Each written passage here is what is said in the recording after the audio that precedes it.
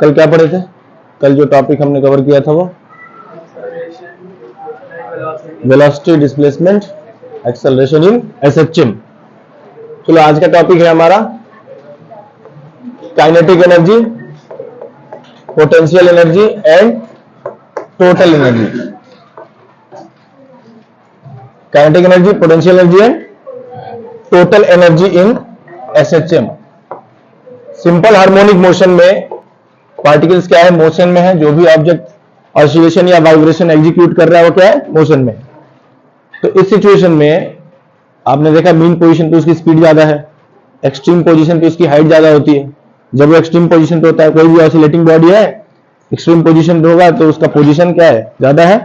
तो पोजीशन है तो इस सिचुएशन में उसके अंदर पोटेंशियल एनर्जी है। मीन पोजीशन पे है तो उसके अंदर काइनेटिक एनर्जी मैक्सिमम है, और बीच में कहीं भी है तो उसके अंदर काइनेटिक और पोटेंशियल दोनों है। यानी कि काइनेटिक एनर्जी, पोटेंशियल एनर्जी और टोटल एनर्जी दोनों ही हमें एसएचएम में क्या करना है?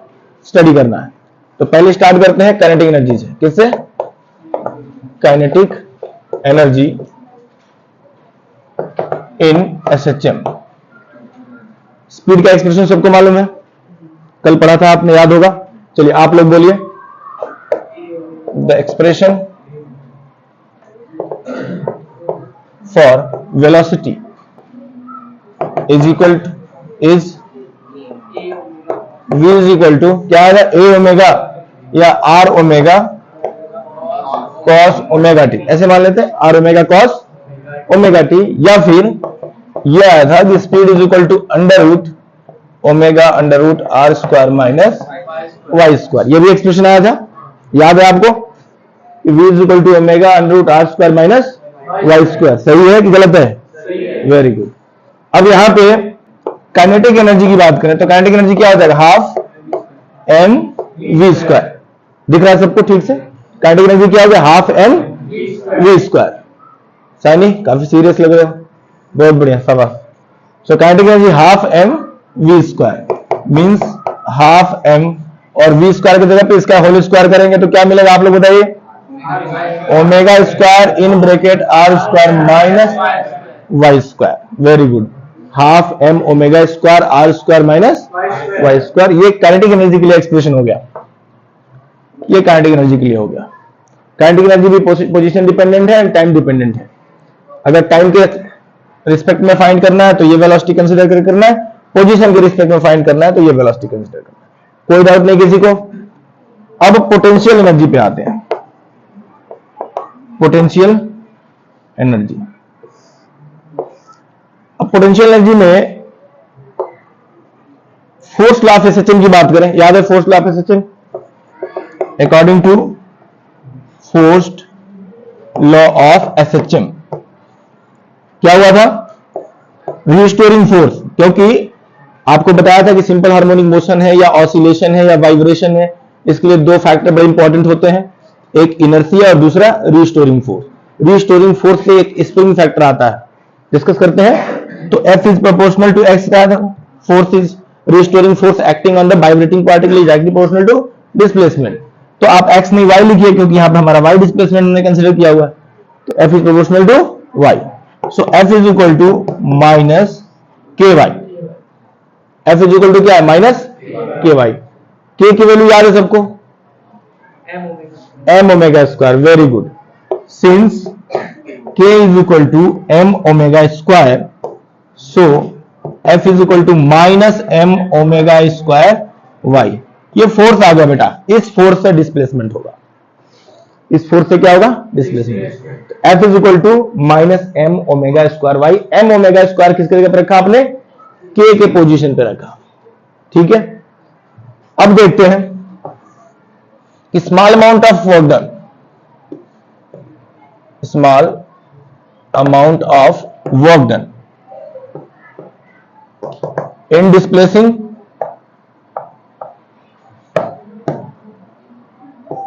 by dy। कितना डिस्प्लेसमेंट करना है?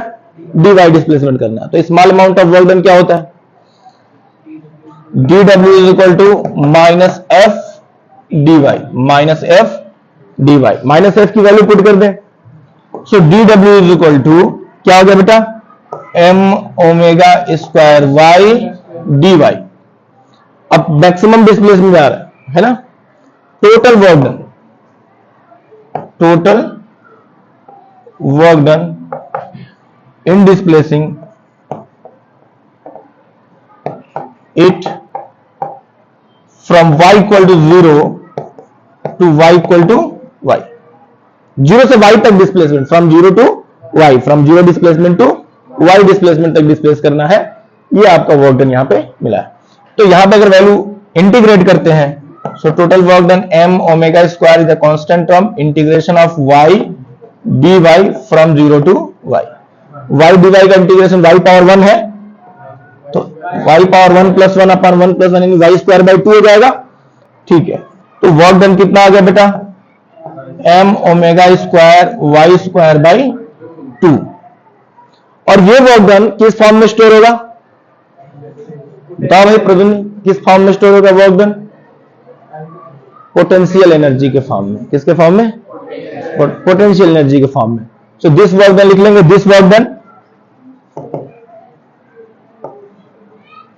this work done will be stored in the form of potential energy.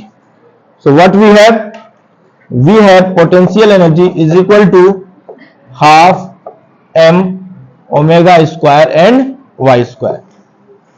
We are having kinetic energy, we are having potential energy, kinetic energy and potential energy. यहां तक सबको समझ में आ गया है, ये दो टर्म, अब दोनों को ऐड कर देंगे, टोटल मैकेनिकल एनर्जी हमारे पास होगा, कोई कंफ्यूजन नहीं है, दोनों को ऐड करना है और ऐड करने के बाद टोटल मैकेनिकल एनर्जी आपके पास होगा in SHM. So kinetic energy and potential energy.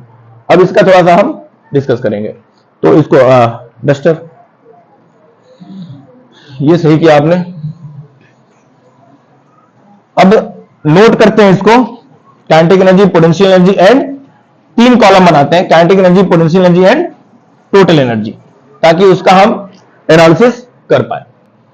तो अब यहां पे kinetic energy, potential energy and total mechanical energy. Kinetic energy कितना है, half m omega square are square minus Y square. R क्या एम्पलीट्यूड है, आर क्या है एम्पलीट्यूड है, कोई कंफ्यूजन तो नहीं है किसी को, आर क्या है एम्पलीट्यूड है। So K is equal to half M omega square are square minus Y square. Potential energy क्या मिला आपको, half M omega square Y square. ठीक है, दोनों को ऐड करते हैं एक बार, तो total mechanical energy is equal to kinetic energy plus potential energy in SHM, in simple harmonic motion. Kinetic और पोटेंशियल को जरा ऐड करते हैं, काइनेटिक प्लस पोटेंशियल ऐड करो, क्या आया देखो, यहां ब्रैकेट ऑफ करेंगे, ब्रैकेट ऑफ करेंगे तो क्या आ गया, half M omega square are square, very good, minus half M omega square Y square and then potential plus half M omega square Y square. Very good, अब ये क्या होगा, कैंसिल हो जाएगा, ये कैंसिल हो गया। We are having half M omega square are square and this is a constant value, this is a constant value. It means total mechanical energy always remains constant, conserved you can say. It is only interconverted between kinetic and potential. It transformed from kinetic to potential and potential to kinetic. Now we are discussing at mean position. At mean position, mean position, y is equal to 0. Y is equal to 0. So kinetic energy is equal to half m omega square r square. ठीक है, eight extreme position, extreme position means maximum displacement, extreme position and पे पहुंच गया है, maximum displacement achieve कर लिया है। So at extreme position y is equal to r, displacement is equal to amplitude, so we are having kinetic energy half m omega square 0 r square minus r square, it will become 0।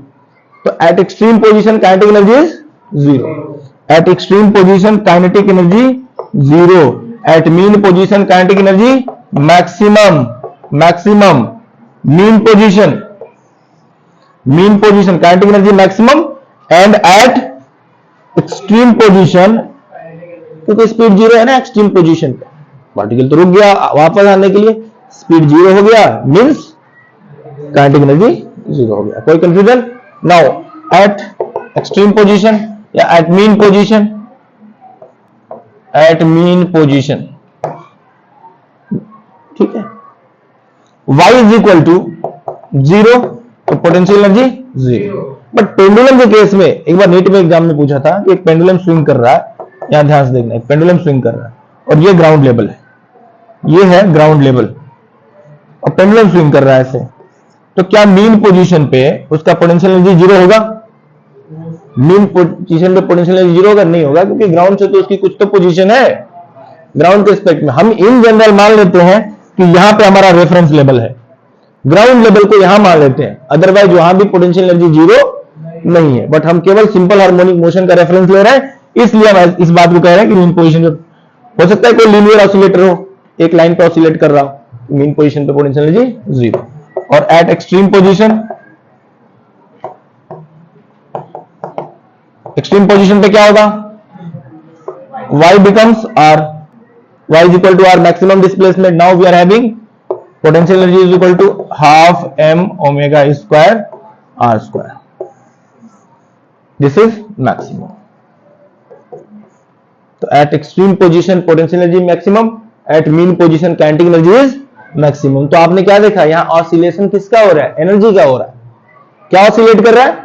Energy oscillate कर रहा है between kinetic and potential. Sometime it is in the form of kinetic, sometime it is in the form of potential, but total energy remains the same during the entire process of this oscillatory और vibratory motion, और you can say for simple harmonic motion. Is it clear? अभी इसका graph plot करते हैं, exam में graph plot करने के लिए आता है, इंपॉर्टेंट टॉपिक है बोर्ड के पॉइंट ऑफ व्यू से भी और कंपटीशन के पॉइंट ऑफ व्यू से भी इंपॉर्टेंट पॉइंट है। एम्पलीट्यूड अगर गिवन होगा तो एनर्जी में चेंज आएगा, एंगुलर फ्रीक्वेंसी चेंज होगा तो एनर्जी में चेंज आएगा, ये सब याद रखना है। ये किन फैक्टर्स पे डिपेंड करता है? तो एनर्जी किस पे डिपेंड करता है? Depends on omega square, depends on square of amplitude. Amplitude बढ़ेगा तो एनर्जी बढ़ेगा, एंगुलर स्पीड इंक्रीज कर देंगे तो एनर्जी बढ़ जाएगा। क्लियर है? अगर मास को कांस्टेंट कंसीडर करते हैं तो। इतनी बात समझ में आ रही है? नोट कर रहे हैं आप लोग? गुड। तो इन बातों का ध्यान रखना है। आगे बढ़ते हैं, इसका ग्राफ प्लॉट करते हैं। ग्राफ देखेंगे कि position versus energy and time versus energy, दो ग्राफ प्लॉट करेंगे, पोजीशन और टाइम। तो ये पहला ग्राफ हमारा एनर्जी के लिए है, ये एनर्जी और ये आपका पोजीशन।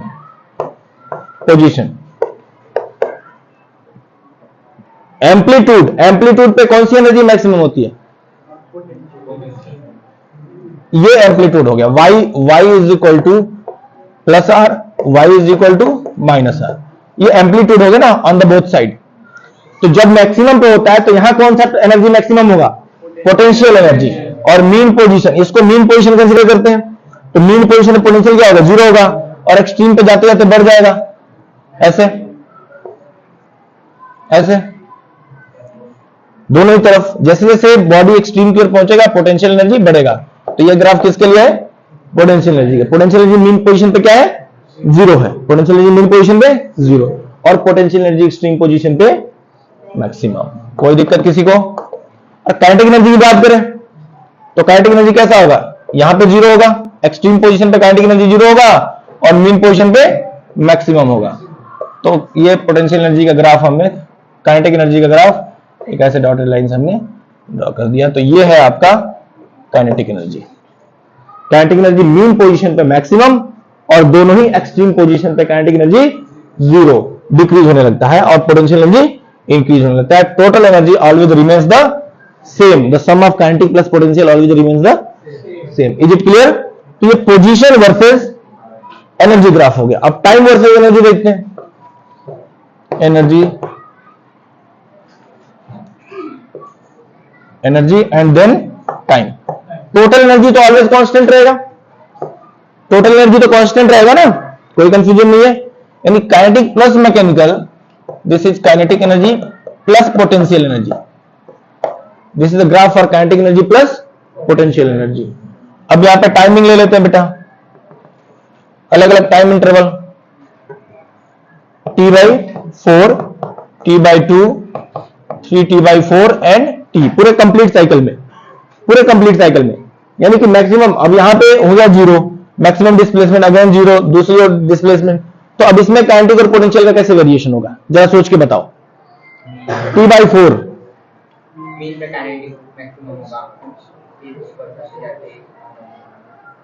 ठीक है, तो यहां से अगर देखें तो मीन पे यहां पे एक्सट्रीम पोजीशन है, एक्सट्रीम पोजीशन पे पोटेंशियल क्या होगा, जीरो होगा। तो पोटेंशियल क्या ऐसे ड्रॉ कर लेते हैं,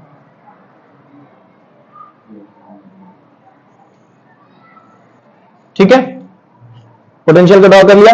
T/4 यानी मैक्सिमम डिस्प्लेसमेंट, जब मैक्सिमम डिस्प्लेसमेंट होगा तो काइनेटिक क्या होगा, जीरो हो जाएगा, और मीन पोजीशन पे काइनेटिक क्या है, मैक्सिमम है। तो ये ग्राफ किसके लिए हो गया, काइनेटिक एनर्जी के लिए हो गया, ठीक है। पोटेंशियल क्या होता है, मीन पोजीशन पे जीरो होता है और एक्सट्रीम पे मैक्सिमम होता है, तो पोटेंशियल इसके अपोजिट।